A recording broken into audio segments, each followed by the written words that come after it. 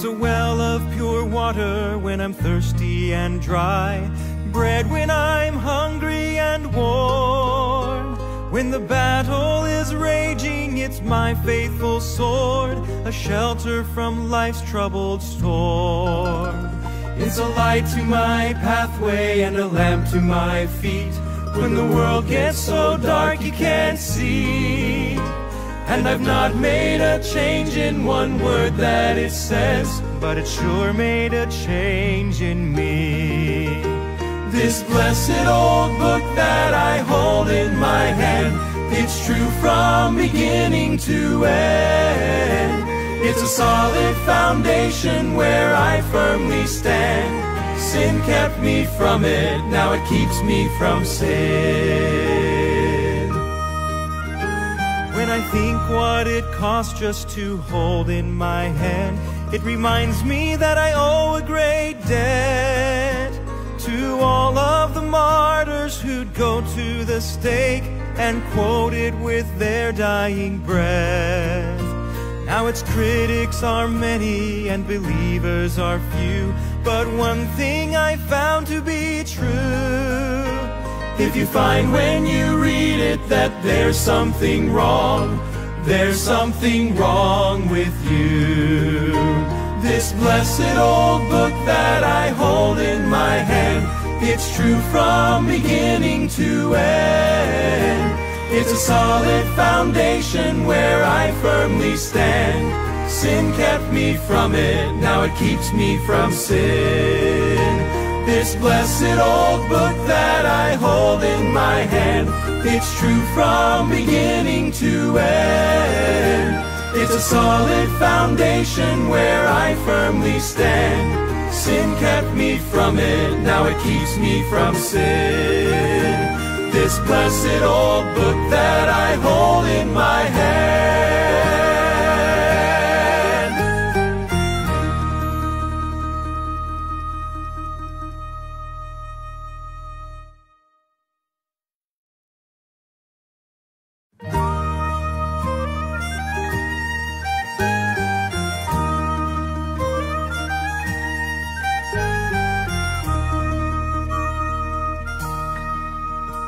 It's a well of pure water when I'm thirsty and dry, bread when I'm hungry and warm.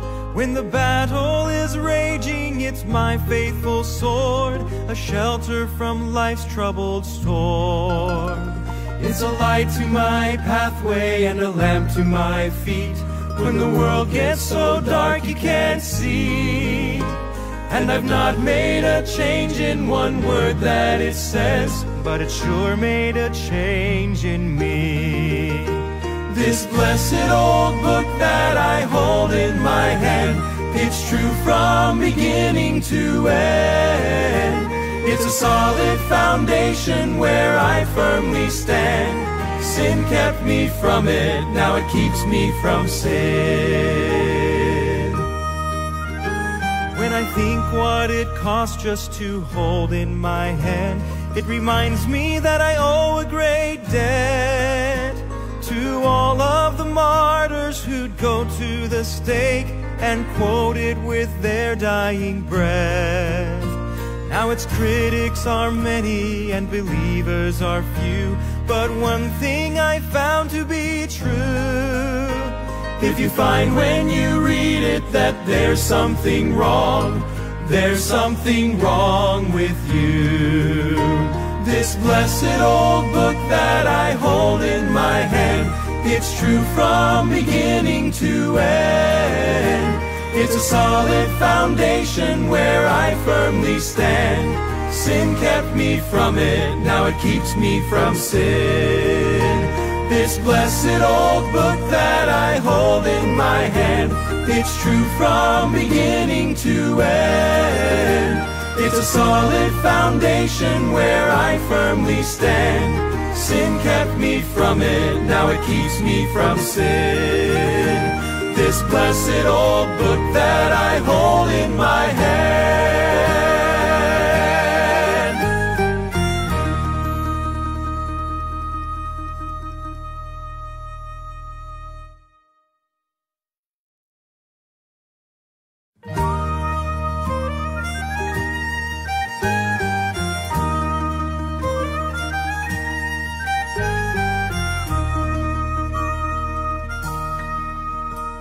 It's a well of pure water when I'm thirsty and dry. Bread when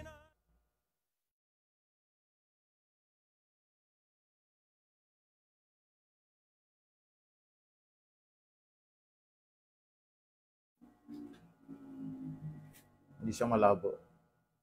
Okay, so good morning po, good afternoon, and good evening. Welcome po tayo muli sa Real KG Believers, and we are now signing on. No? Tayo po ay on the air again. At salamat sa Panginoong Diyos for another evening, another night for us to study the Word of God. And this is a blessing sapagkat po tayo po ay may kakayanan pa na magturo at binibigyan pa ng Diyos ng lakas na tumayo at magbigay ng mga pag-aaral sa Biblia. So itutuloy po natin ang ating study sa Book of Isaiah at kukunin po natin yung mga chapters according sa kanilang mga topics. Okay? At as a review, no? Bago po tayo pumunta doon sa ating review, ay tayo muna po ay mag-pray muna, no? Baka makalimutan nating manalangin, no? Pray muna po tayo, Pastor Ranik. Siya po ang kasama ko ngayon. Tayo po ay manalangin. Let us pray, dakilang Diyos na malikha ng langit at lupa muli, Panginoon. Amen. Maraming salamat sa oras po nito na ipinagkaloob niyo po sa bawat isa po sa amin, Yes, Panginoon, Lord. na patuloy na kami, Panginoon, ay naging able sa oras po nito para muli magturo ng iyong salita, especially ang aming pong tagapagturo, Panginoon. Yes, Lord. So, Jonathan Pascual, na patuloy niyo po siyang binibigyan ng kalakasan physical. At ngayon, Panginoon, bigyan niyo po siya ng wisdom, ng sagay, Panginoon, sa aming pong pag-aaralan, sa mga tagapakinig ay lubos pong maunawaan. Bigyan niyo po kami ng lubos na understanding sa Yes, pag-aaral po Lord. nito. Ito pong aking dalangin. In Jesus' name I pray. Amen. Amen, amen. Okay. All right.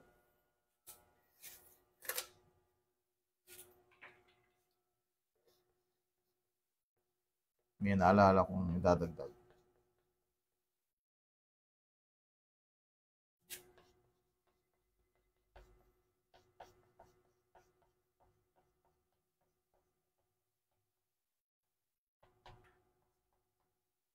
Okay, amen, amen. Okay, so may mga ilan po tayong mga mapag-aaralan ngayon. So review lang po. Isaiah the son of Amos is the writer of the book of Isaiah. So this is the main prophet. At siya po ay tinawag the prince of the prophets. He is a contemporary of Hosea. He lived in the time of King Ahaz, King Hezekiah, no? At another king, I think Jotham, kung di ako nagkakamali. But he lived during the time of Ahaz and Hezekiah. Right? So he's a contemporary of Hosea, Micah, and Nahum. So around 8 BC, no? During the time of the reign of these kings. Nababanggit po yung ilan sa mga kings na kung saan po siya ay related, o ibig sabihin po, siya po ay nabuhay together with those kings, no? So siya ay isang main character sa Israel, no? Particularly ang kanyang prophecy ay concerning Judah. So yan po ang Isaiah. So Isaiah has 66 chapters and 1,292 verses and 37,044 words. It is quoted 21 times in the New Testament. The book of Isaiah is the first of the major prophets. The word Isaiah means Jehovah is my helper. Okay? Or save thou Jehovah. Or Lord is my helper, or the Lord is my salvation. So the book is mentioned in 2 Kings chapter 19 verse 20 and 2 Chronicles 26 verse 22, 32 verse 20 and verse 32. Okay? Isaiah, we have the first call to Israel in chapter 1 to 48, and the second call is to Gentile in Isaiah 53. So in the middle of the chapter stands, believe it or not, verses 6 to 7, which deal with the Lamb of God, a sheep, in verse 7, in a flock. So Jesus had to become a man to get in the flock. Alright? So, una, nakita ko po ito na ang Book of Isaiah, if we read, ay malalaman natin po yung situation ng panahon na nabubuhay si Isaiah, because sa Book of Isaiah, dinescribe po niya yung nation na kung saan po siya belong, yung race na kung saan siya belong, at yung mga kings na kung saan po siya ay nag-serve. Okay? At makita natin din yung karakter ng mga tao during the time of Isaiah. And we have seen also that Isaiah received the revelation from the Lord. No? At ito po ay makita natin isa sa pinakaparapang main na experience ni Isaiah ay doon sa Isaiah chapter 6. Isaiah chapter 6.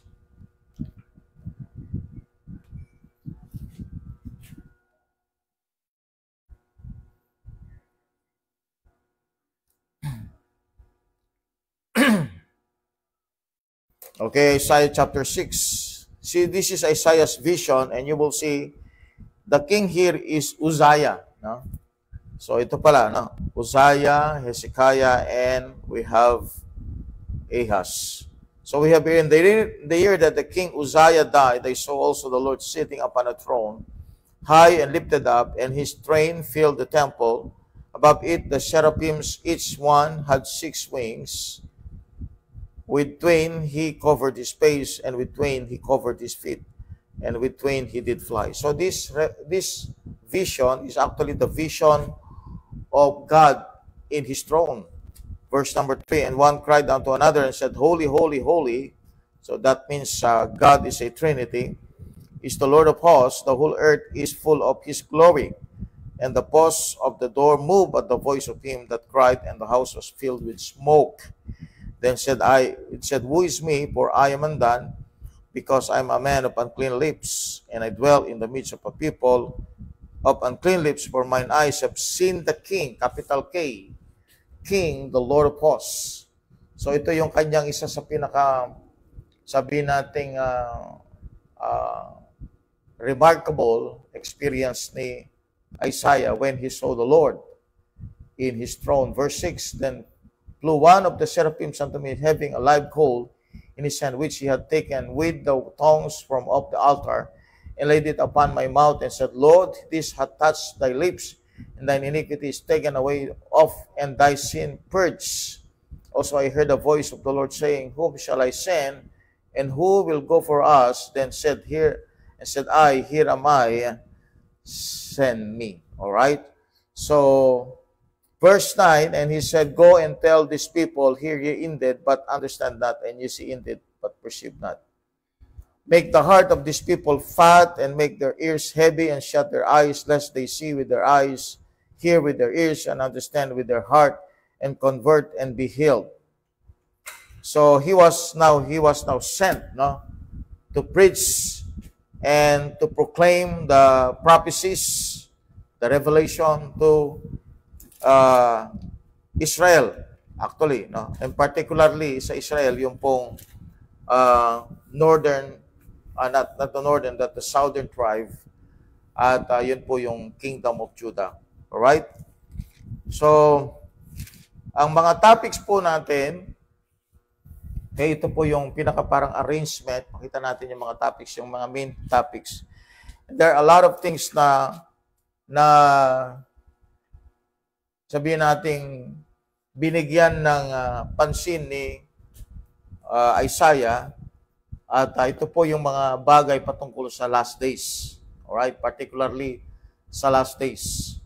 So itong prophecy ni Isaiah ay prophecy concerning basically Israel and of course the world in the last days. Kaya when we want to study prophecy, kung gusto natin mag-aral sa prophecy or prophecy in the last days, now you go to the book of Isaiah, because this is the best material, no? Pag pinag-usapan po yung prophecy. So we have this, no? Actually 66 books po yan, and majority ng 66 books is in the topic of second coming, tribulation, millennium, restoration of Israel, the gathering of Israel, new heaven and earth, the Antichrist, Babylon the Great, remnant of Israel. Okay, so nakita ko yung bulk ng prophecy ay nandito sa second coming, tribulation, and millennium, and also the restoration of Israel. Kaya, timing, no, and timely na ang ating pong discussion ngayon is about Israel because ang current event natin ay nasa Israel ngayon. Israel. Okay, so makikita ba natin ito sa Isaiah, itong mga nangyayari sa ating panahon? We will see, no? We will see. Now, una nating tignan po yung mga topics concerning the second advent. Alright? Okay? So, let's go to the second coming first. Second coming. So, let's go to Isaiah chapter 2. Isaiah chapter 2. The word that Isaiah the son of Amos saw concerning Judah and Jerusalem. And it shall come to pass in the last days that the mountain of the Lord's house shall be established, the top of the mountain, and shall be exalted above the hills, and all nations shall flow unto it. And many shall go and say, Come ye, and let us go up to the mountain of the Lord, to the house of the God of Jacob, and he will teach us of his ways, and we will walk in his paths. For out of Zion shall go forth the law and the word of the Lord, and from Jerusalem he shall judge among the nations. Sa second coming po, ay magkakaroon ng judgment of the nations, and shall rebuke many people, and they shall beat their swords into plowshares, and their spears into pruning hooks, and nation shall not lift up sword against nation, neither shall they learn war anymore. That's in the millennium. O house of Jacob, come ye and let us walk in the light of the Lord. So this is connected to the second coming as well as in the millennium. So ang connection po ng chapter 2 is about the second coming. So merong judgment of the nations at saka yung coming millennium. Alright? Isaiah chapter number 2. Alam niyo po ba na yung verse number 4, okay, particularly verse number 4, ay inilagay sa pinaka-building, main building ng United Nations. In-inscribe po nila yan at it was engraved in a stone, itong verse 4, na because ang United Nations, ang purpose nila ay peace. So inilagay po nila as verse, okay, as a verse for peace. Isaiah 2:4.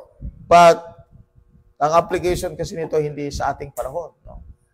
And remember, there will be no peace, kundi tuloy-tuloy po na war. No? Wala kayong makitang peace. As I have said years ago, na ang pagtakbo ng panahon ay papalapit tayo na papalapit sa Great Tribulation period. So, hindi ka makakatagpo na ng peace. Kung hindi, lalala pang sitwasyon, I have told you. Alright? Sapagkat sinusundan lang natin yung prophecy. Kasi yung prophecy, yun yung ating map sa landscape ng panahon. So we can know for sure what will happen in the future. At ang pinaka bagay na expect natin sa future, it will gonna be worse. Okay? It's gonna be worse. Alright, so Isaiah chapter 2, another chapter is concerning second coming, is Isaiah 27 muna, 27. Isaiah 27. Okay, so move tayo sa Isaiah 27. So, Isaiah 27, we have the prophecies of the second advent. In that day, the Lord with his sore and great and strong sword shall punish Leviathan, the piercing serpent, even Leviathan, that crooked serpent, and shall slay the dragon that is in the sea. So, this is concerning Satan, all right? Concerning Satan. All right, Isaiah 27. It's concerning Satan. At binanggit yan because ang kanyang magiging enemy sa second coming ay walang iba kundi yung si Satan incarnate. Alright? In that day, sing ye unto her a vineyard of red wine. I, the Lord, do keep it. I will water it every moment, lest any heart it. I will keep it night and day. Fury is not in me. Will set the briars and thorns against me in battle. I will go through them. I will burn them together. Or let him take hold of my strength, that he may make peace with me, and he shall make peace with me. He shall cause them that come of Jacob to take root. Israel shall blossom and bud, and fill the face of the world with fruit. Wow. So this is the result of the second advent. No? That's already millennium. No? Hath he smitten him as he smote those that smote him? Or is he slain according to the slaughter of them that are slain by him? So that's the second advent. Verse number 8, in measure when it shooteth forth, thou wilt debate with it. He stayeth his rough wind in the day of the east wind.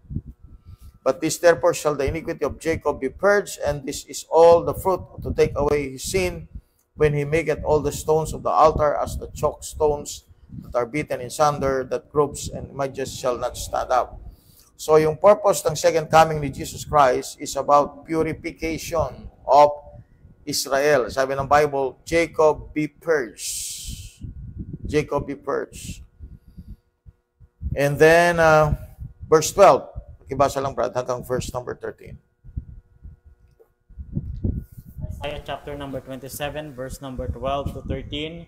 And it shall come to pass in that day that the Lord shall beat off from the channel of the river unto the stream of Egypt, and ye shall be gathered one by another, by one, ye children of Israel.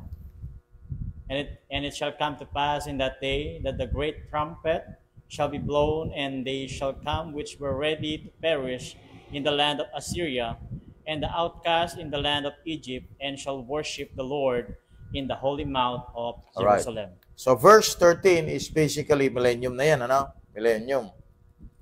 So magkakadugtong-dugtong, ano? Pansinin natin, ha? Kakadugtong. Yung verse 12, yun yung regathering ng Israel. Right? And then later on, makita natin, yung regathering ng Israel will proceed to the coming Armageddon, o yung second coming of Jesus Christ. And after the second coming of Christ will be the millennium, at yun naman ay binabanggit sa verse 13. So, Isaiah 37 is actually a second coming chapter which deals with the regathering of Israel, at the same time, the coming of Christ after regathering of Israel. And then, of course, yung verse number 13, sinabi niya dito, and shall worship the Lord in the holy mount of Jerusalem. That is actually millennium. Alright? So, magkakadugtong siya. Kaya kung makita natin yung chart natin, hindi tayo pwede magkamali na ang chart natin talaga is the right chart, which is the chart of pre-millennial. No? Pre-millennial chart ito. So, this is 1,000 years. So, hindi magkakaroon ng 1,000 years o peace sa buong mundo without first, the second coming of Christ. Okay? Ang church naman, mararapture muna bago tribulation period. Alright? Sa iba, hindi totoo yun. No? Yung church sa kanila, papasok pa sa tribulation period. Okay. Now, again, no? Another chapter concerning the second coming is Isaiah 29.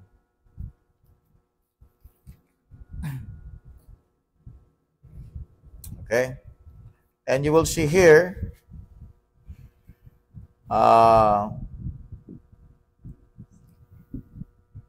yan, verse number 6 hanggang verse 8, Brad, pakibasa.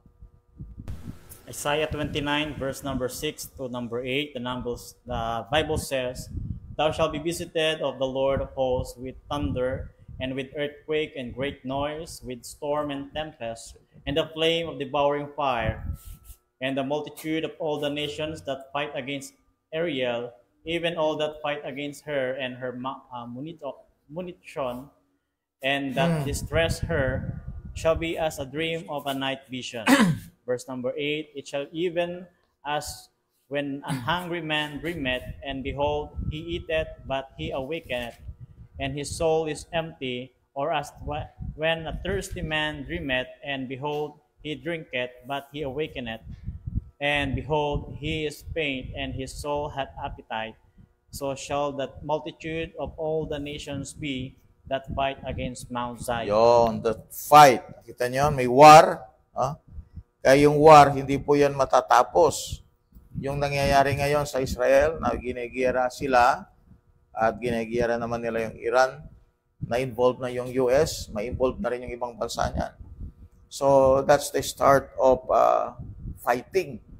At ang pinaka-end and last fight is the fight of Jesus Christ against the Antichrist. Okay, now, move tayo, no? Isaiah 29 na po yon. So, let's move closer. Isaiah 33. Isaiah 33.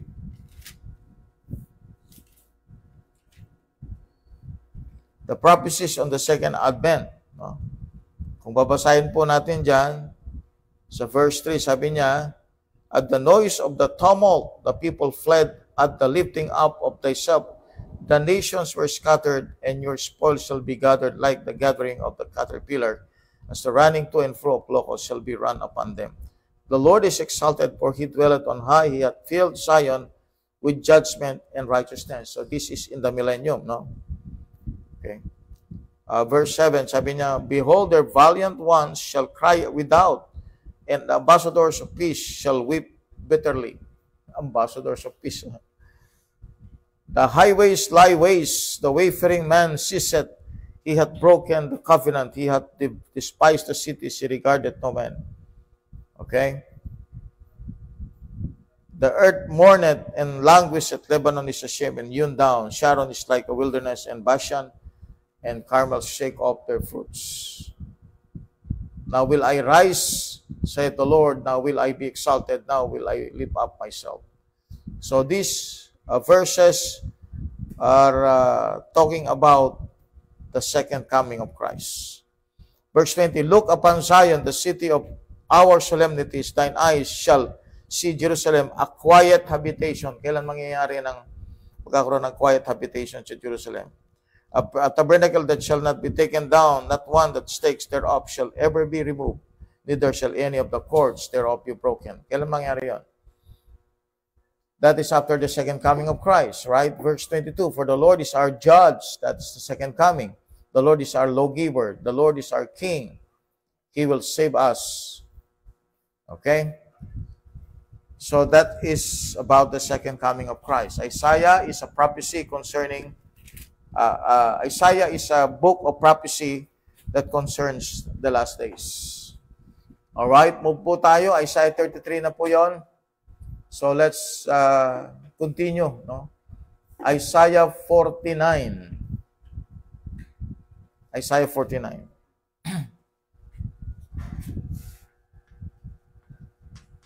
Isaiah 49. Okay, check natin po. This concerns about the conversion of Jew and Gentile in Isaiah 49. Isaiah 49. So, hindi kasi nakasunod-sunod yung Isaiah, no? Lumilitaw na lang basta yung mga chapters concerning millennium, tribulation period, second coming. Okay, hindi siya naka-arrange. Isaiah 49, the coming of Jesus Christ to convert Jew and Gentile. Isaiah 49. Okay? Now, basahin mo, Brad, sa verse number 5 hanggang verse number 7. Isaiah 49, verse number 5 to hanggang 7. Verse 8. The Bible says, and now saith the Lord that formed me from the womb to be his servant, to bring Jacob against to him. Though Israel be not gathered, yet shall I be glorious in the eyes of the Lord, and my God shall be my strength. Verse 6, and he said, it is a light thing that thou shouldest be my servant to raise up the tribe of Jacob and to restore the preserve of Israel. I will also give thee for a light to the Gentiles, that thou mayest be my salvation unto the end of the earth. Verse number 7, Thus saith the Lord, the Redeemer of Israel, and his Holy One, to him whom man despiseth, to him whom the nation abhorreth, Yun. to a servant of rulers, kings shall see and arise, princes also shall worship, because of the Lord that is faithful, and the Holy One of Israel, and he shall choose thee. Verse number 8, Thus saith the Lord, in an acceptable time have I heard thee, and in the day of salvation have I helped thee, and I will preserve thee, and give thee for a covenant of the people, to establish the earth, to cause to inherit the desolation heritage. Yeah. All right. So thank you so much, and you will see more of this. Tuloy-tuloy yan, no?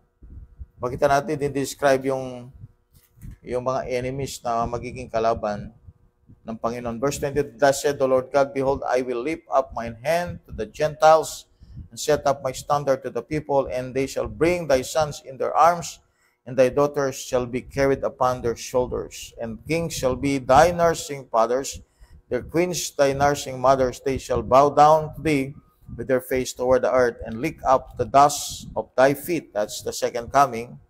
That's actually the millennium. And thou shalt know that I am the Lord, for they shall not be ashamed that wait for me. So, may programa ang Diyos sa mga Gentiles. Iko-convert ang mga Gentiles pagdating ng Panginoon sa second coming. To convert the Gentiles and be part of people who are worshiping the King in Israel, the Lord in Israel. Okay, so may program ang Jew at saka ang Gentile sa second coming. Now, let's go to Isaiah chapter 40. We have 49, right? So Isaiah 52 tayo. Isaiah 52. Isaiah 52. Prophecies on the church and second advent. We have second advent. So verse number 5, Now therefore what have I here, said the Lord, that my people is taken away for naught. They that rule over them make them to howl, said the Lord, and my name continually every day is blasphemed. Therefore my people shall know my name, therefore they shall know that in the day that I am he that speak, behold, it is I. So yung word na day here, that's the second coming, okay? How beautiful upon the mountains are the feet of him that bringeth good tidings, that publisheth peace, that bringeth good tidings of God, that publisheth salvation, that saith unto Zion, thy God reigneth. No? First application po niyan is the second coming. Okay? Na-applied yan ni Paul yan sa Romans chapter 10, no? Para sa mga preachers ng gospel. But the doctrine and the prophecy concerning the publishing or the preaching of the good news is actually at the second coming. Okay, kasi nga parating na yung king, no?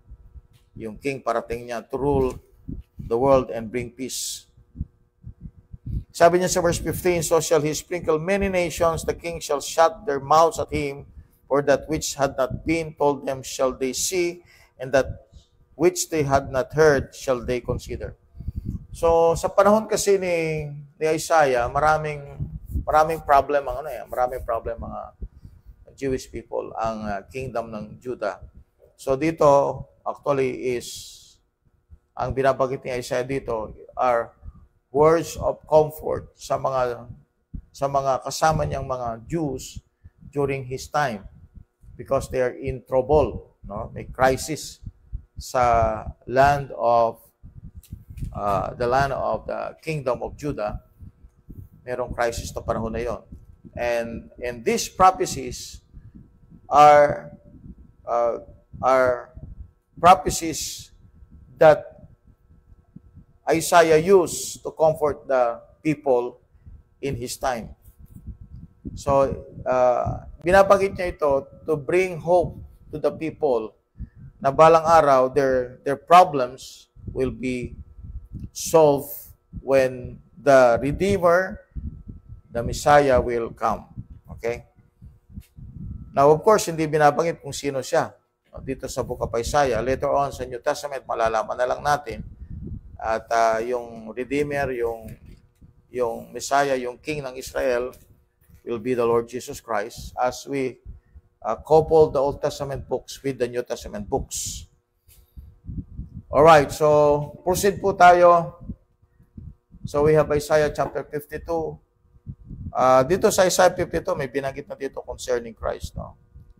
But more of this concerning Christ, death on the cross is in Isaiah chapter 53. Pero move po tayo sapagkat ang topic natin is about the second coming. So we have Isaiah 52.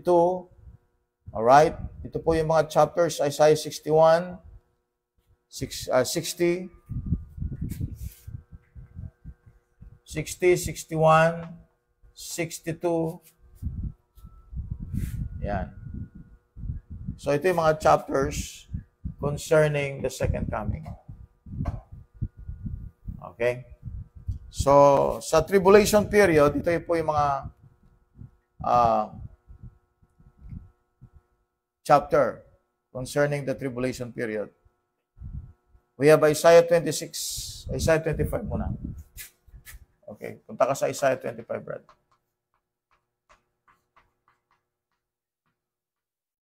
Okay. Let's go to Isaiah 25. Isaiah 25. Okay, prophecies of the tribulation and the second advent.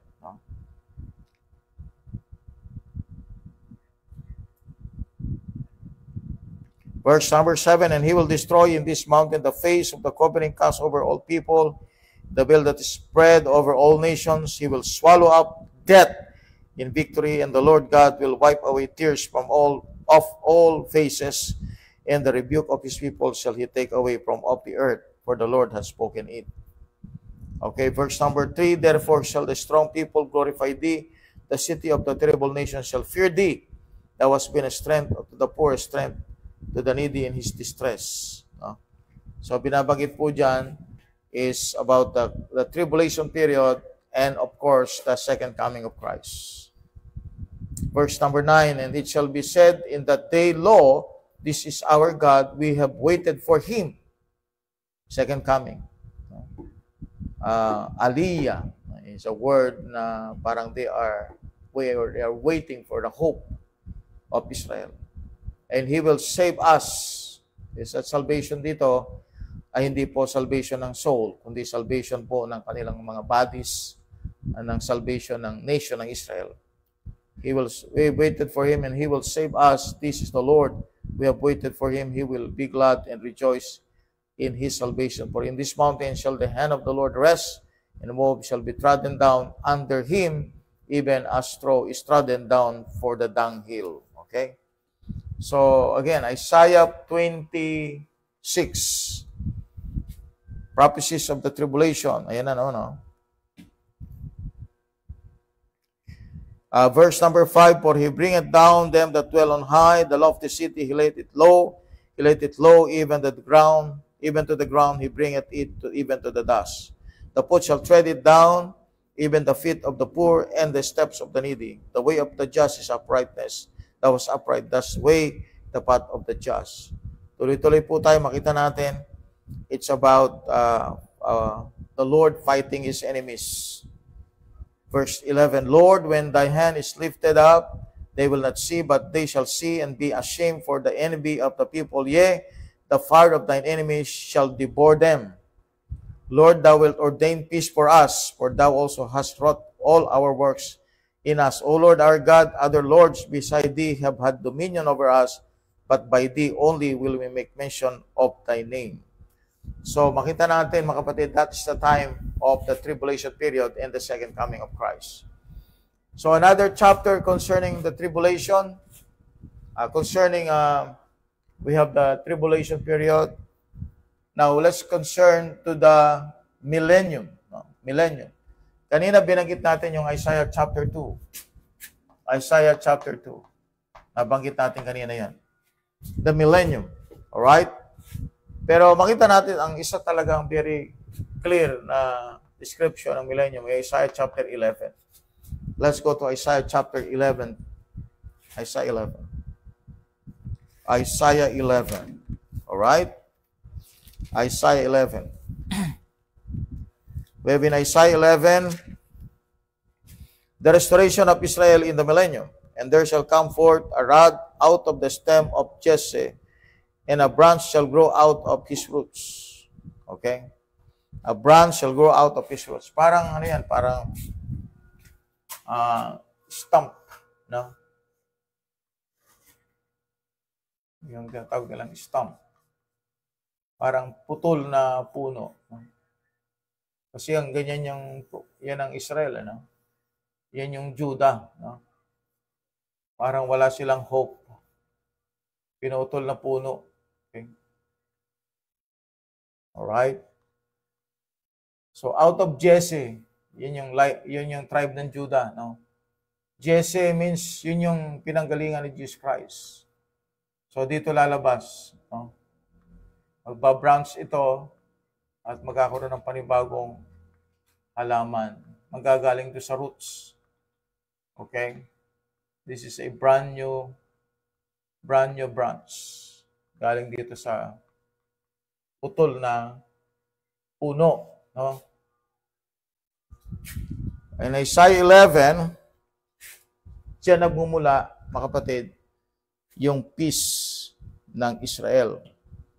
There shall come forth a rod of the stem of Jesse, and a branch shall grow out of his roots. And the Spirit of the Lord shall rest upon him, the Spirit of wisdom, understanding, counsel, might, knowledge, fear of the Lord. And shall make him of quick understanding in the fear of the Lord, and he shall not judge after the sight of his eyes, neither reprove after the hearing of his ears. But with righteousness shall he judge the poor. That's the Lord Jesus Christ. And then makita natin, verse 6, sabi ng Bible dito, the wolf also shall dwell with the lamb. Sipin mo yun, ha?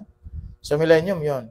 Yung dating magkaaway na mga hayop, yung nagpapatay, nagkakainan, magsasama sa isang lugar na walang nangyayari, kainan o patayan. And the leopard shall lie down with the kid, and the calf and the young lion and the fatling together, and the little child shall lead them. And the cow and the bear shall feed. Their young ones shall lie down together, and the lion shall eat straw like the ox. Babalik yung dati na mga hayop ay hindi na carnivorous, kundi herbivorous. And the suckling child shall play on the hole of the asp, and the weaned child shall put his hand on the cockroach's den. Isipin mo yun, no? Mga ahas po yan, pero walang natutuklaw. Sapagkat millennium nga, no? Time ng millennium. They shall not hurt nor destroy in all my holy mountain, for the earth shall be full of the knowledge of the Lord as the waters cover the sea. And in that day there shall be a root of Jesse, which shall stand for an ensign of the people. To it shall the Gentiles seek, and his flesh shall be glorious. So talagang may program ang Diyos sa mga Gentiles in the second coming of Christ. So after na sila po ay tinalo sa giyera, God will bring the Gentiles into the knowledge of the Lord. Pagkat ang Gentiles wala silang alam patungkol sa tunay na Diyos. And then, in the millennium, they're going to take part of worshiping the King in Jerusalem. Alright, so that's millennium. Marami pong chapter po yan. And we have Isaiah 65. Isaiah 35 muna. Isaiah 35. Isaiah 35, we have the prophecies of the millennium. The wilderness and the solitary place shall be glad for them, and the desert shall rejoice and blossom as the rose. Ganyan din po mangyayari, no? Sa millennium, ganyan po, no? It shall blossom abundantly and rejoice even with joy and singing. The glory of Lebanon shall be given unto it. The excellency of Carmel and Sharon shall see the glory of the Lord. No? Yung creation, na kung saan magpapakita ng glory ng Panginoon sa millennium, lalong-lalo na. Kasi sa ngayon, kaya hindi lumalabas yung talagang glory ng nature na ginawa ng Panginoon Diyos, is that because nahihinder ng sin.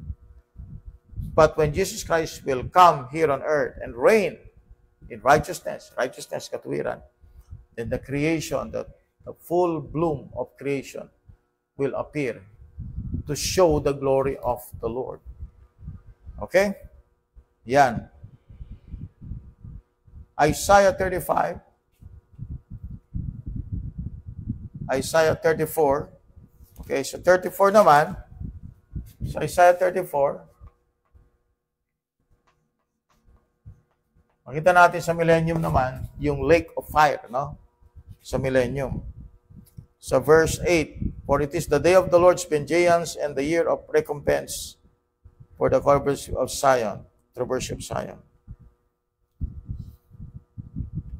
Verse number 3, the slain also shall be cast out, and their stink shall come out of their carcasses, and the mountains shall be melted with their blood. And all the hosts of heaven shall be dissolved, and the heavens shall be rolled together as a scroll, and all the hosts shall fall down as the leaf falleth up from the vine, and as falling fig from the fig tree. Okay, ayan.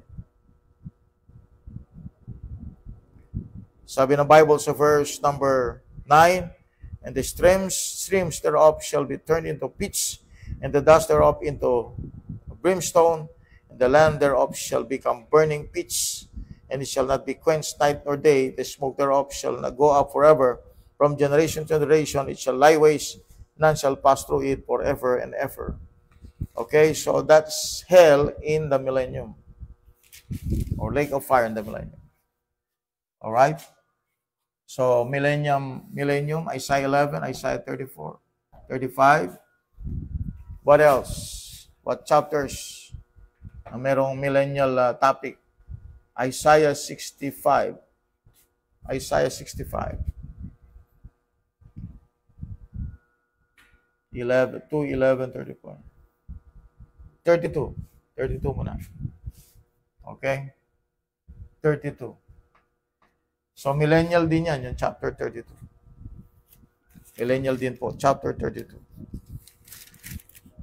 Yeah. Behold, the king shall reign in righteousness, and princes shall rule in judgment. And a man shall be as an hiding place from the wind, and a covert from the tempest, as rivers of water in a dry place, as the shadow of a great rock in a weary land. For the eyes of them that see shall not be dim, and the ears of them that hear shall hearken.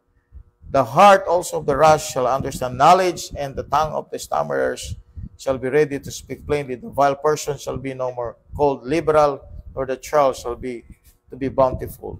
All right? Chapter 32, verse 15, it is about the restoration of Israel. Okay? Sa millennium. All right? Isaiah 11, Isaiah 32, 34, 35. Another chapter, Isaiah 65. Isaiah 65. Grabing ang Isaiah, no? Pulpak. Grabe, no? Pag nagbasa ka ng Book of Isaiah, andyan na, lahat. Halos concerning the last days. Restoration of Israel.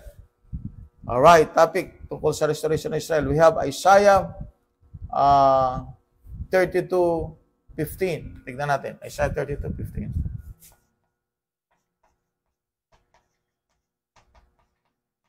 Up to Isaiah 32:15. Okay, Isaiah 32:15 hanggang 20. Alright? And then we have Isaiah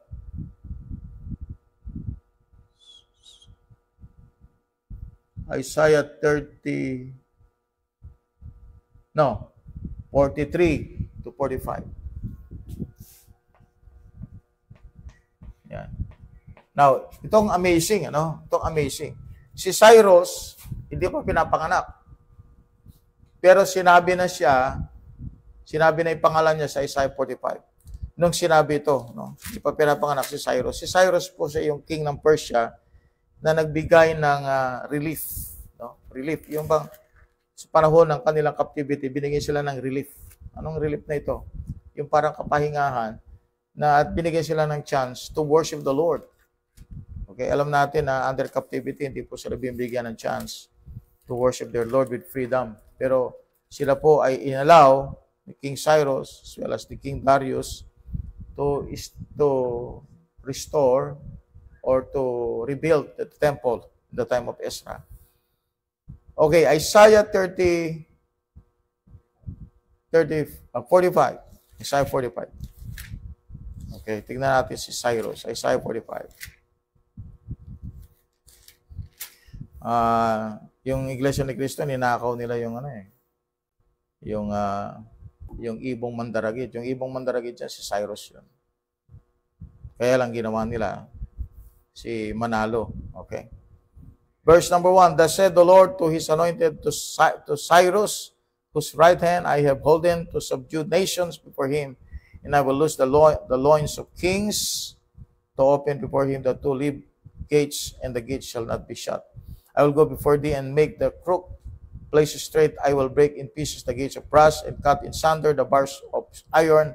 I will give thee the treasures of darkness and hidden riches of secret places, that thou mayest know that I, the Lord, will call thee by thy name. I am the God of Israel. For Jacob my servant's sake, and Israel mine elect, I have even called thee by thy name. I have surnamed thee, though thou hast not known me. Okay, so that's the restoration of Israel in the time of Cyrus. All right? So we have Isaiah 51. Isaiah 51. As well as 54. Isaiah 51. Okay? 51. So the restoration at the second advent. No? So sa second advent kasi, no? Time will come, ganito mangyayari. Alright? So ang Israel, okay, lulusubin sila, no? Ng iba't ibang mga bansa. Okay. So this is the picture. Ang Israel ay lulusubin ng iba't ibang mga bansa. Pagkakaisa mga bansa to go against Israel. Alright? Pero bago mangyari yan, before that, meron munang regathering. No? Regathering. So nagkaroon ng diaspora, nagkalat-kalat po ang mga Hudyo, and later on, magkakaroon ng regathering.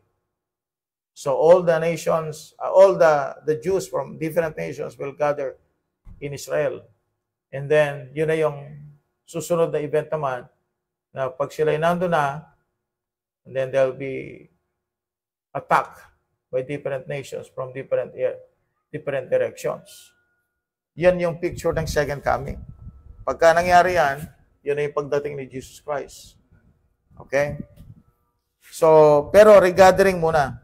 Regathering muna. Alright, Isaiah 50,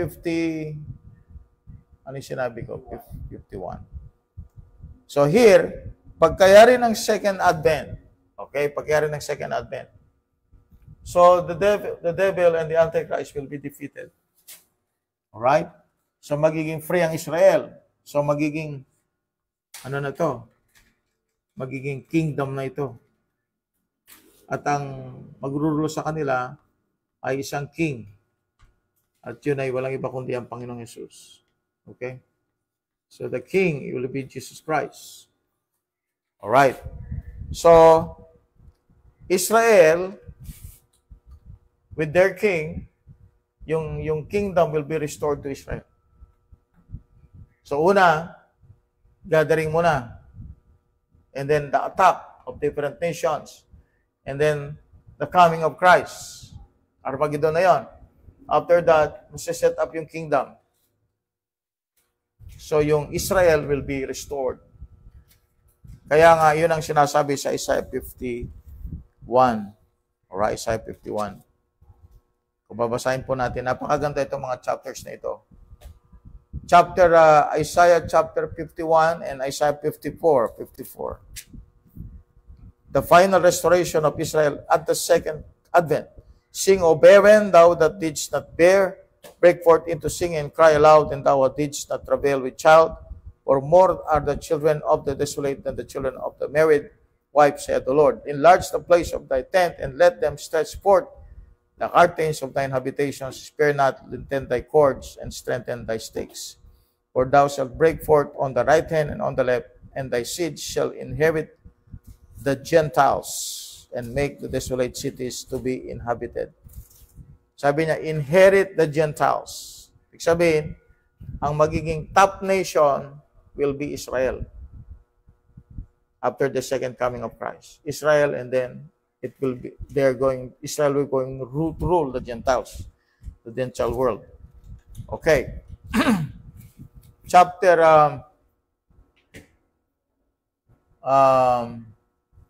we have 51, 54. All right.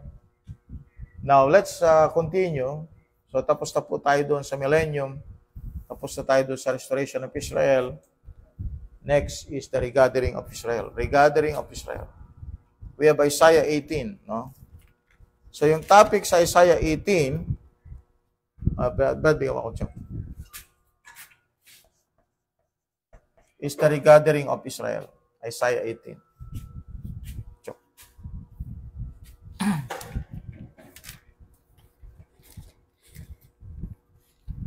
All right, regathering of Israel.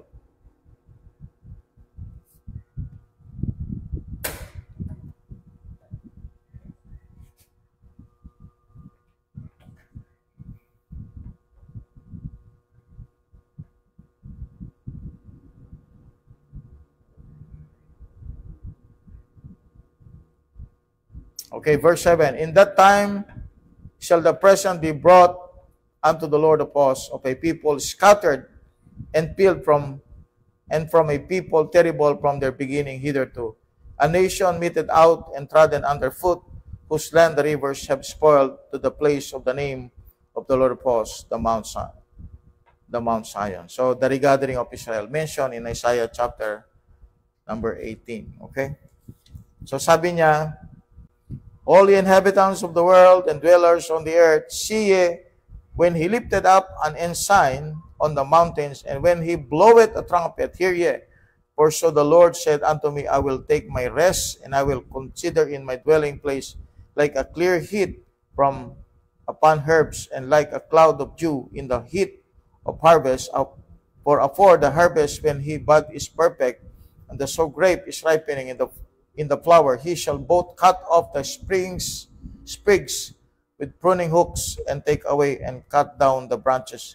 They shall be left together unto the fowls of the mountains, and the beasts of the earth, and the fowls of the summer upon them, and all the beasts of the earth shall winter upon them. In that time, in that time shall the present be brought unto the Lord of hosts of a people scattered and peeled. All right? So that's regathering of Israel. Kaya makita ninyo, no, itong mga binanggit po ni Isaiah, which is about 2,700 years ago, sa time ng church age, ito yung panahon natin, no, ang Israel po ay nag-appear na siya sa state. Nandito na siya, nag-appear na siya. Since 1948. Ayan, mula niya, nagsimula na yung giyera sa Israel. Ayaw nilang tanggapin ng Israel as a nation. Pero yan na po yung sign, yan na yung end sign na sinasabi ng Bible. This is the sign na yung coming tribulation period and the coming second coming and the millennium is going to proceed. Tutuloy na yan. No? At tayo naman, as a body, hindi naman tayo Hudyo, kaya ang Hudyo may iwan sila dito. Tayong church naman, body of Christ, will be taken out of this world. Okay. So, what else? We have the regathering of Israel, the new heaven and new earth. Binabanggit po rin yan. And where? Where? Sa chapter ng Isaiah, Isaiah 66. At dito rin binanggit po sa Isaiah 66, yung hell, no? Binanggit din yung hell. New heaven,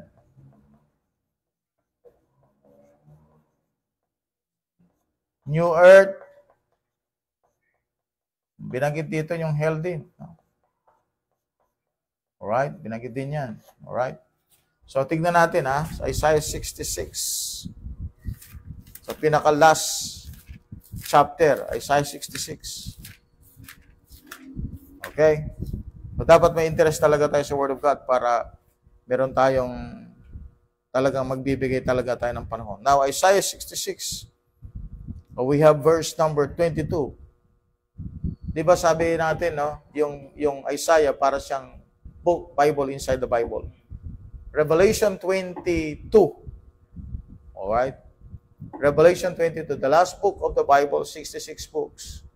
Revelation 22. Binanggit ang new heaven, new earth. As the new heavens and the new earth, which I will make, shall remain before me, said the Lord, so shall your seed and your name remain. Okay, yung hell, binanggit sa verse 24. And they shall go forth and look upon the carcasses of men that have transgressed against me, for their worm shall not die. Alright, that's the millennial lake of fire, and then eternity na rin ito, no? Eternity na rin ito. Neither shall their fire be quenched, and they shall be an abhorring unto all flesh. That was mentioned in Isaiah 66. Kaya pagdating nyo po sa New Testament, mapapansin niyo, inuulit na lang yung binanggit sa Old Testament. Alright? Antichrist. Okay? Antichrist. Anong chapter ng Antichrist? Isaiah 13. Isaiah 13. Isaiah 13. Okay, so let's go to Isaiah 13. Isaiah 13. The prophecies against Antichrist kingdom. Antichrist. That's mentioned in Isaiah 13.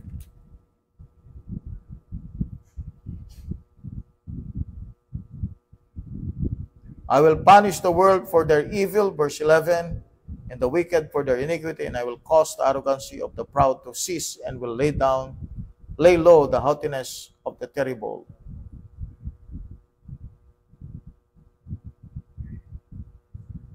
In Babylon, verse number 19, the glory of kingdoms, the beauty of Chaldeans, excellency shall be as when God overthrows Sodom and Gomorrah. It shall never be inhabited, neither shall it be dwelt in from generation to generation, neither shall the Arabian pitch their tent there, neither shall the shepherds make their fold there. Okay? So that's, pinakita dito yung enemy, no?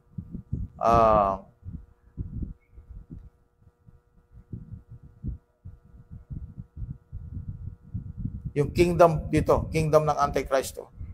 Alright? Antichrist kingdom.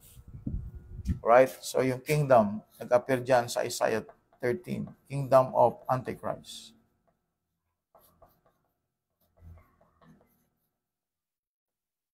Alright? So yun ang arrangement. How about the Babylon the Great? Babylon the Great. At nag-appear yan sa Revelation chapter 17. Here, alright, itong Babylon the Great is mentioned in saan na siya?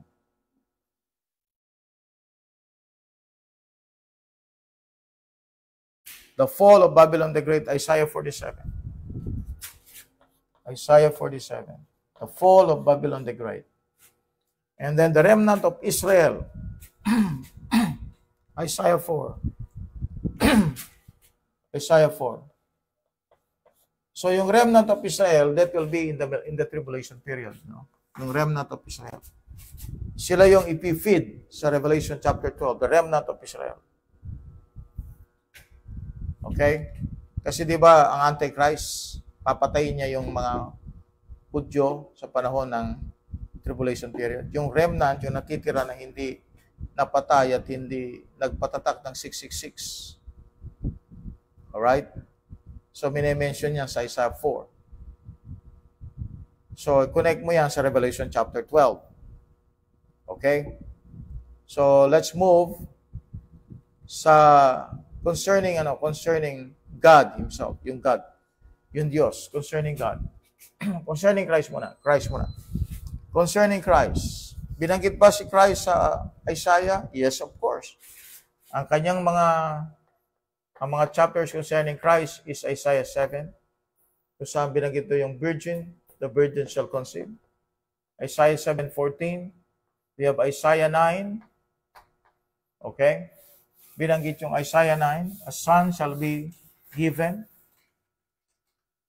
The government shall be upon his shoulders. Diba? Isaiah 9, that is Jesus Christ. He shall be called the mighty God, the everlasting Father, the Prince of Peace. In Isaiah 40, no? Si John the Baptist, binanggit si John the Baptist sa Isaiah 40. Siya yung herald ni Jesus Christ, Isaiah 40. Alright? So, binanggit po si Jesus Christ sa Isaiah 52. Alright? Yung kanyang visage is marked, kung paano yung describe yung mukha niya, na dinurog, no, ng mga kamao, ng mga Roman soldiers. Isaiah 52. Isaiah 53 is most importantly, no, sapagkat po this is about the crucifixion of Jesus Christ. So, binanggit po si Christ sa Isaiah 7, Isaiah 9, Isaiah 52, Isaiah 53. Mahalaga po itong Isaiah 53 kasi nandito yung atonement, no? Isaiah 53. Okay? That's the cross. That's the Calvary. Alright? Now, Isaiah 11, binanggit natin kanina, dito yan. Ito yan. Root out of Jesse. Isaiah 11. Yan ay si Jesus Christ. So, siyang naghatid ng millennial reign o millennial kingdom dito sa mundo when He reigned. When He will reign on earth. Okay, so we have concerning Christ, Isaiah 42, as servant of God. Isaiah 42, as servant of God. Isaiah 42. Siya yung tinawag na servant of God. Kaya kung siya servant, so we'll see that sa Gospel of Mark. Amen? Sino si Jesus Christ sa Gospel of Mark? The servant of God. Sa Luke, He is man. Sa John, the Gospel of John, He is God. Sa Gospel of Matthew, He is a king. Sa Gospel of Mark, He is a servant. Isaiah 42, who is the servant? That's Jesus Christ. Tignan natin, Isaiah 42. Sabi niya, behold my servant, whom I uphold, mine elect. O, si Kristo pala, elect. So, sabi nila kung ang election daw ay nakadugtong sa salvation, e paano si Kristo? Elect siya. In whom my soul delighted, I have put my spirit upon Him, He shall bring forth judgment to the Gentiles. Alright? That's Jesus Christ. Ang angels, elect sila. Jesus Christ, elect. Yung mga Israel, elect din ang tawag. Yung mga saved Christians, tinawag din silang elect. So, alam natin ibig sabihin ng elect, di ba? Pinili ng Diyos. Chosen by God. Okay. So, we have what?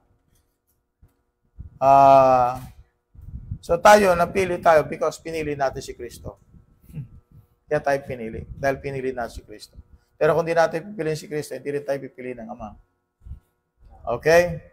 So, what else? Concerning Satan. Concerning God. Muna. No? Mauna muna yung God. Concerning God. This is Isaiah 40. Kung gusto nating makilala, no, we have truths about God. Tungkol sa Diyos, we can read Isaiah chapter 40, chapter 41, 45, 46. Okay. Let's see. Tingnan natin. Anong sinasabi ng Diyos patungkol sa kanyang sarili? Isaiah 40. Okay. Verse 15, sabi niya, behold, the nations are as a drop of a bucket, and are counted as a small dust of the balance. Behold, He taketh up the isles as a very little thing. Ganun kapangyarihan ng Diyos. Verse number 17, all nations before Him are as nothing, and they are counted to Him less than nothing, and vanity. Ganun ang kapangyarihan ng Diyos. Sabi niya sa verse 18, to whom when then will ye liken God? Kanino mo itutulad ang Diyos? Or what likeness will ye compare unto Him? The workman melted a golden graven image, and a goldsmith spread it over with gold, and cast a silver chains. He that is so impoverished that he hath no oblation chooseth a tree that will not rot. He seeketh unto him a cunning workman to prepare a graven image that shall not be moved. Have you not known, have you not heard, hath it not been told you from the beginning? Have you not understood from the foundations of the earth? It is he that sitteth upon the circle of the earth, and the inhabitants thereof are grasshoppers, that stretcheth out the heavens as a curtain, and spreadeth them out as a tent to dwell in. That bringeth the princes to nothing, he maketh the judges of the earth as vanity. Yea, they shall not be planted, yet they shall not be sown, yet their stock shall not take root in the earth, and he shall also bow upon them. They shall wither, and whirlwind shall take them away as a stubble. Unequal ang Diyos, to whom then will we liken me? O shall I be equal? Said the Holy One. Sino ba kapantay ko? Sino ba ka-equal ko? Lift up your eyes on high. And behold, who hath created these things that bringeth out their hosts by number? He calleth them all by names, by the greatness of his might, and for that is strong in power, not one faileth. O yan, no? Kaya nga sabi niya, but he what wait upon the Lord shall renew their strength. They shall mount up with wings as eagles. They shall run and not be weary. They shall walk and not faint. That's the power of God. No? Kaya yung comfort, ibinigay sa mga taong nagtatrust sa Diyos. Chapter 41, verse 10. Fear thou not, for I am with thee. Be not dismayed, for I am thy God. I will strengthen thee, I will help thee, yea, I will uphold thee with the right hand of my righteousness. Behold, all they that were incensed against thee shall be ashamed and confounded. They shall be as nothing, for they that strive with thee shall perish. O, ganun ang Panginoon Diyos. Pinakilala sa book of Isaiah. We have Isaiah chapter 40, 41. Binanggit po ang Panginoon natin. Isaiah 45. No? Eh, hindi tayo pwedeng gumawa ng anyo na kung saan i-anyo natin sa mga anyo ng langit. Mga kapatid, hindi mo maanyoan ng Diyos. Wala siyang katulad. No? Isaiah 45, also Isaiah 46. Sabi niya ganito, no? Verse 5, to whom will ye liken me and make me equal and compare me that we may be like? Yan ang challenge ng Diyos. Declaring the end from the beginning and from the ancient times, the things that are not yet done, saying, my counsel stand and I will do all my pleasure. Walang magagawa ang tao. Okay? Walang magagawa ang tao kapag ang Diyos na ang nag-decide. Alright? So, pinakikilala ang Diyos sa Isaiah.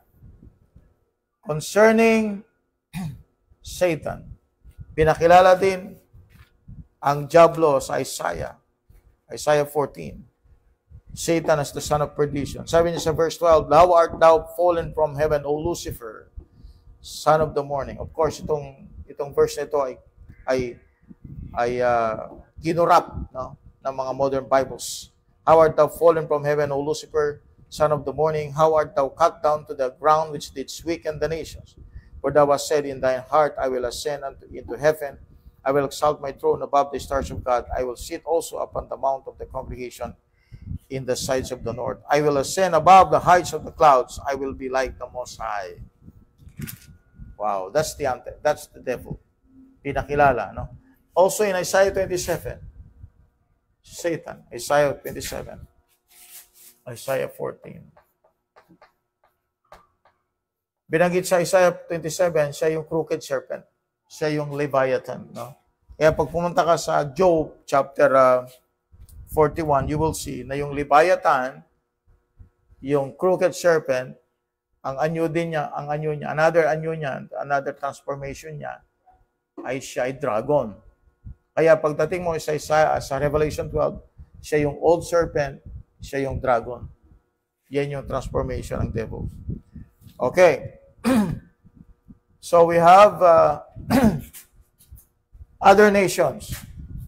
So binabanggit yung other nations. Pag sinabing other nations, binanggit po yung mga judgment na ibibigay ng Diyos sa mga nations na katulad ng Egypt, katulad ng Moab, alright?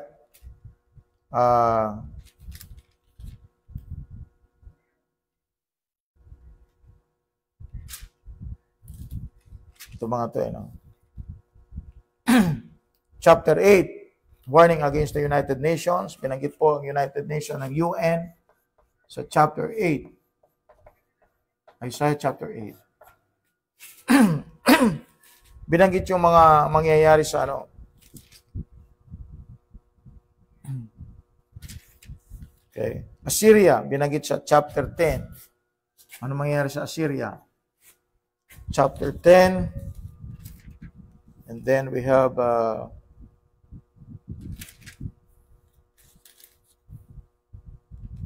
okay.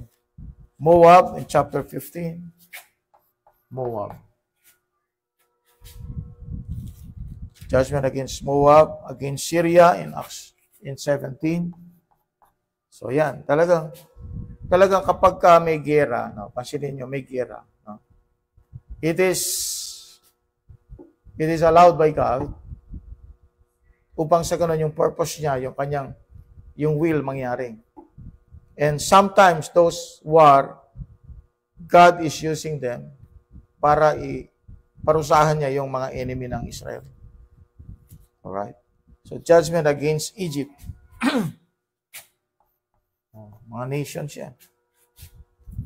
Concerned ba ang Diyos sa mundo? Yes, of course. Nag-intervene siya sa affairs ng mundo? Yes, of course. Concerning against Arab Muslims? Yeah. Meron ba siyang ginagawa? Meron. Yung mga nangyayari ba? Ay aksidente? Hindi po. Minsan siyang involved doon. Right? We have chapter 23.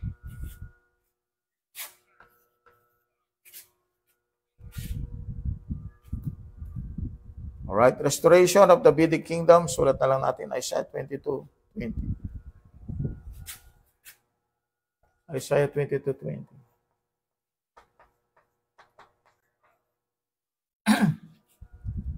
Ano pa? 20 hanggang 25. Alright? Ayan, kompleto information na yan, ha?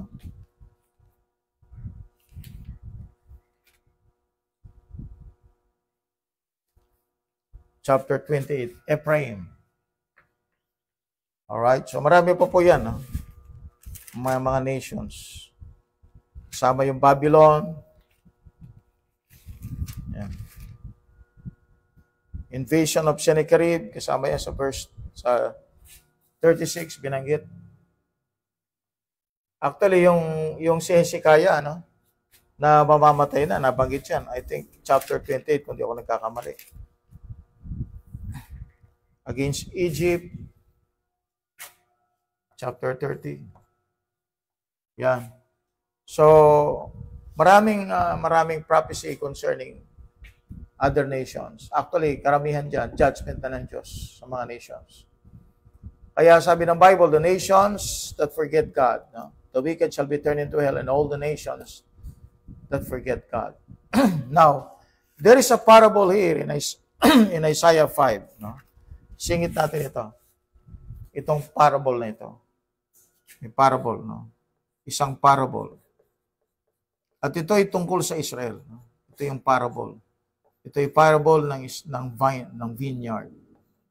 Now, dito sa parable na ito, makita ninyo, ang Diyos ang siyang nagpo-protect. Pero noong nakita niya na yung all the blessings na binibigyan niya sa vineyard, ang nagiging bunga ay hindi maganda. So God did something against this vineyard. Alright? So verse number 1, now will I sing to my well-beloved a song of my beloved touching his vineyard. My well-beloved had a vineyard in a very fruitful hill. And he fenced it and gathered out the stones thereof and planted it with the choicest vine and built a tower in the midst of it and also made a winepress therein. And he looked that it should bring forth grapes, and it brought forth wild grapes. Wild grapes. Now, inhabitants of Jerusalem and men of Judah, judge, I pray you, betwixt me and my vineyard, what could have done more to my vineyard that I have not done in it? Wherefore, when I looked that it should bring forth grapes, bring it forth wild grapes. Sabihin, yung supposed na bunga, na-expect ng Diyos, hindi niya nakita. Nakita niya, mga wild grapes ang lumabas. Now go to, I will tell you what I will do to my vineyard. I will take away the hedge thereof, and it shall be eaten up, and break down the wall thereof, and it shall be trodden down, and I will lay it waste, it shall not be pruned, nor dig, but there shall come up briars and thorns, and I will also command the clouds that they rain upon them. Natutuyo yung vineyard. For the vineyard of the Lord of hosts is the house of Israel. And the men of Judah, his pleasant plant, he looked for judgment, but behold, oppression, for righteousness, but behold, a cry. So makita natin, mga kapatid, ito yan, pinili ng Diyos ang Israel, pinili ng Diyos ang Judah.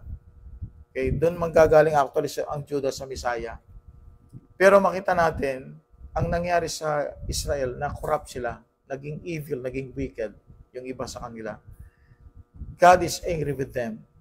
Napapansin natin na there are some problems going on sa Israel na hindi nila nalalaman na ito ay dala ng kanilang rebellion at kasalanan sa kanilang Panginoon Diyos. Now, ilalagay natin sa practical ito. Bilang Kristiyano, we are also related to God, just like Israel. Tayo ay binabiyaan ng Diyos, pinagpapala. At gusto ng Diyos na yung buhay natin, dahil sa kanyang pagpapala, gusto niya na yung bungang lalabas ay yung kanyang mga kagustuhan. Kaya lang kapag wild grapes ang lumalabas sa buhay natin, anong ginagawa ng Diyos? Diba? Yun ang sinasabi ng Bible. Nawawala yung mga pens, nawawala yung ulan, nawawala yung blessing, nawawala yung wall, yung protection. So that's this parable actually in Isaiah 5 nakita ko. Tama-tama sa atin yan eh. Yung vineyard, yung parable ng vineyard na yan. Ito, practically speaking, applied to us as Christians. And this is also applied historically, directly applied to Israel. So what's happening to Israel? It is God's making. It is God's making. It is God's way of putting them to the fire and so that God will purge them. And later on, para magbago ang Israel. Similarly with us, bakit may chastisement? Because gusto ng Diyos magbago tayo at magbunga tayo according to sa kanyang kagustuhan. Amen. That's a beautiful story in the book of Isaiah. But last is concerning the Bible. Amen? Concerning the Bible. Ang Isaiah ba ay may binanggit pa siya concerning the Bible? Of course, meron po. Let's go to Isaiah 34:16. Inspiration po ito. Ito yung inspiration ng Bible. Seek ye out of the book of the Lord. Of course, alam natin po, nasa ng aklat ng Diyos. We have the Word of God, the King James Bible. And read, basahin, and no one of these shall fail, none shall want her mate. For my mouth it had commanded, and his spirit it had gathered them. The verse has a specific, precise placement in the chapter. It follows 15 verses in the wrath of God and hell.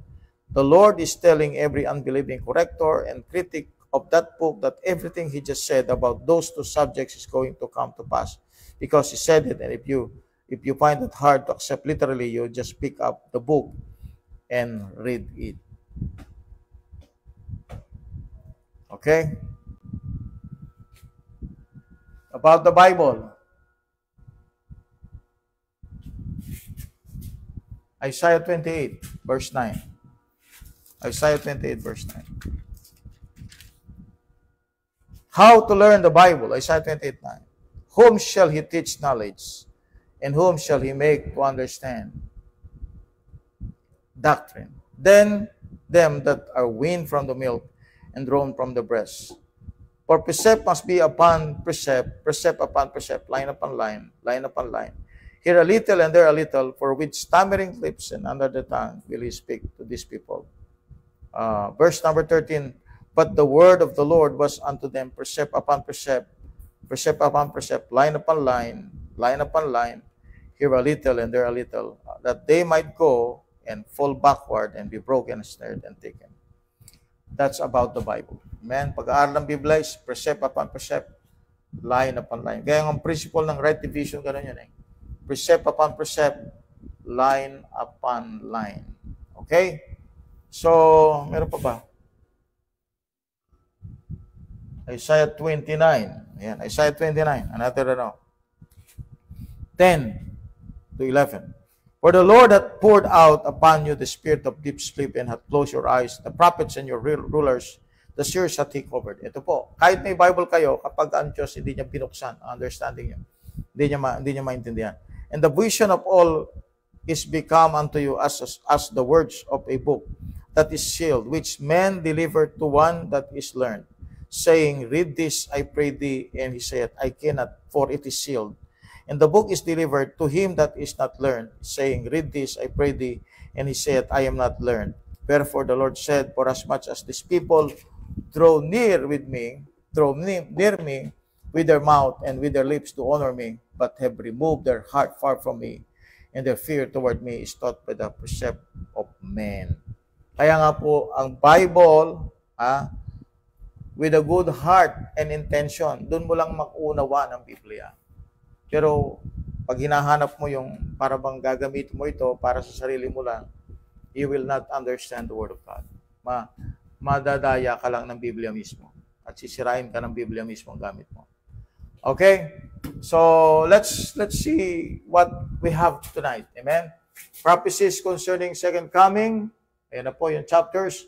Tribulation, those are the chapters. Millennium, the restoration of Israel, regathering of Israel. We have Isaiah 18, New Heaven and New Earth, Isaiah 66, Antichrist, Isaiah 13, the kingdom of Antichrist, the Babylon the Great, Isaiah 47, remnant of Israel in the tribulation period, Isaiah 4, the Christ, Isaiah 7, 9, Isaiah 52, 53, 11, 42, he was called the servant of God.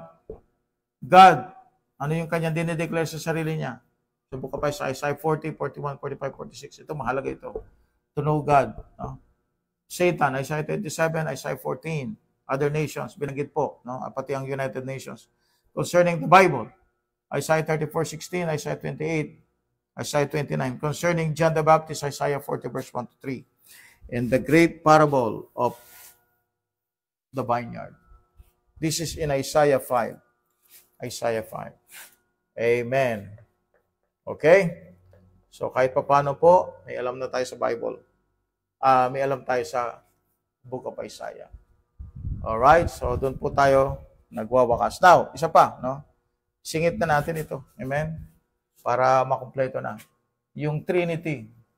Alam niyo ba yung Trinity sa Bible, sa Isaiah? Isaiah 48:16. Yan. Trinity. Basahin niyo na lang po. Isaiah 48, verse 16. Makibasa mga brad. Isaiah 48:16. Yung Trinity nandyan. Yung word na Trinity, wala, no? Of course. Pero yung three-person, nandyan. Isaiah 48, verse number 16, Come ye near unto me, hear ye this. I have not spoken in secret from the beginning, from the time that it was, there am I, and now the Lord God, and His Spirit hath sent me. Ayan. Sabi niya, from the time that it was, there am I. That's Jesus Christ. And now the Lord God, that is God the Father, and His Spirit, that's the Holy Spirit, hath sent me. Yung me, that's Jesus Christ. Amen? It's a verse of Trinity in the Old Testament. Alright, so tayo po ay mag-pray. Pastor Nick. Okay, tayo po ay manalangin, dakilang Diyos na malikha ng langit at lupa muli. Panginoon, maraming salamat sa oras po nito na pinagkalog po sa bawat isa na kami puli, Panginoon, ay nakapag-aral ng ipong salita about sa Book of Isaiah. Nawa, Panginoon, sa pag-aaral po nito, lubos niyo po kaming bigyan ng katalinuhan at nang sa gayon ay lubos po naming maunawaan ang ganito po mga pag-aaral. At yun din po, Panginoon, sa aming pong pastor na tagapagturo, ay patuloy niyo po siyang ingatan, bigyan ng kalakasan pisikal at ng wisdom sa ganito pong pag-aaral ng ito. Yes, Lord. Kaya di po sa mga tagapakinig, patuloy niyo po silang bigyan ng kaunawaan at nang sa gayon, Panginoon, ito din po ay kanila pong maituro sa kanila pong mga kapatiran, kanila pong mga kapwa-pastor, Panginoon. Maraming salamat po muli, Panginoon. Maraming salamat sa napakagandang pag-aaral ng iyong mga salita. Patuloy, gabayan niyo po kami sa mga ganitong katulad na pag-aaral ng iyong salita. Maraming salamat po muli. Ito po aking dalangin. In Jesus' name I pray. Amen. Amen, amen. Amen po. God bless po sa inyo. Okay, so shout out na lang po sa inyo pong lahat. Sa lahat po ng mga sumubaybay at patuloy po na tumatangkilik ng programa po ng Real KGB. Pagpalain po kayo ng Panginoon. Okay, amen. Shout out po sa lahat. And follow our Facebook page at ganoon po sa ating YouTube channel. Paki-subscribe na po kung hindi pa kayo nakapag-subscribe, nang sa gayon kayo po ay maging updated sa lahat po ng ating latest videos. Okay, once again, good morning, good afternoon, and good evening. Real KGP Believers is now signing off. Amen.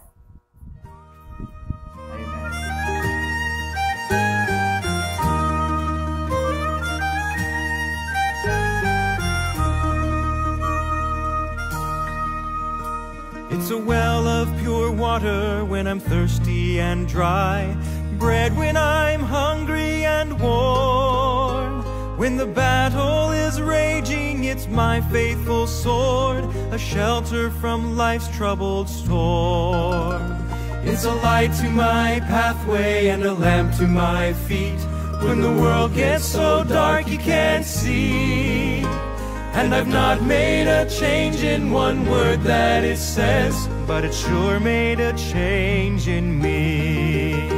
This blessed old book that I hold in my hand, it's true from beginning to end. It's a solid foundation where I firmly stand. Sin kept me from it, now it keeps me from sin. When I think what it cost just to hold in my hand, it reminds me that I owe a great debt to all of the martyrs who'd go to the stake and quote it with their dying breath. Now its critics are many and believers are few, but one thing I found to be true: if you find when you read it that there's something wrong, there's something wrong with you. This blessed old book that I hold in my hand, it's true from beginning to end. It's a solid foundation where I firmly stand. Sin kept me from it, now it keeps me from sin. This blessed old book that I hold in my hand, it's true from beginning to end. It's a solid foundation where I firmly stand. Sin kept me from it, now it keeps me from sin. This blessed old book that I hold in my hand.